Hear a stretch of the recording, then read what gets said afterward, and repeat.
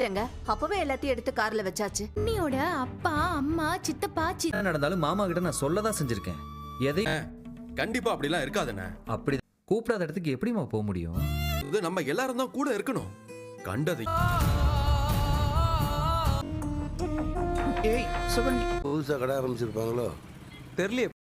இன்றைக்கி பாண்டியன் ஸ்டோர்ஸ் எபிசோடில் பழனி அவங்க அண்ணங்கள்கிட்ட ரொம்ப சொல்லி ஃபீல் பண்ணிகிட்ருக்காரு. அக்கா வீட்டுக்கும் சொல்லணும், நம்ம போயிட்டு இங்கே நம்ம இப்போவே சொல்லணும்னு சொல்லி கடை எங்கே இருக்குன்னு கேட்டக்கு அதுக்கு அவங்க அண்ணங்க சொல்கிறாங்க, நம்ம அங்கே போயிட்டு இங்கேருந்து கூப்பிட்டுக்குவோம் நீ வா அப்படின்னு சொல்லி கடுப்பிடிச்சு கூட்டிகிட்டு போயிடுறாங்க.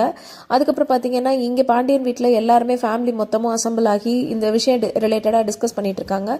அப்போ செந்தில் சொல்கிறாரு, முதல்ல மாமாவுக்கு நம்மலாம் போகணும்னு விருப்பம் இருக்கா என்னன்னே தெரியல, ஏன்னா நம்ம இதுவரை எதையுமே மறைச்சதில்லை, ஆனால் அவர் எதுவுமே நம்மள்ட்ட சொல்லலை அந்த தடவை அப்படின்னு. அப்போ கதிரும் அவங்க அம்மாவும் சப்போர்ட் பண்ணுறாங்க. இல்லை அப்படிலாம் இருக்காது, நீ இப்பெல்லாம் ரொம்ப ஓவரா திங்க் பண்ணாது அப்படின்னு. கதிர் மட்டும் ராஜிக்கிட்ட சொல்றாரு, நம்ம கண்டிப்பா இந்த டயத்துல தான் அவர் கூட நம்ம ஃபேமிலி சார்பா நிக்கணும்னு சொல்லி ராஜிக்கிட்ட அட்வைஸ் பண்ணிட்டு இருக்காரு.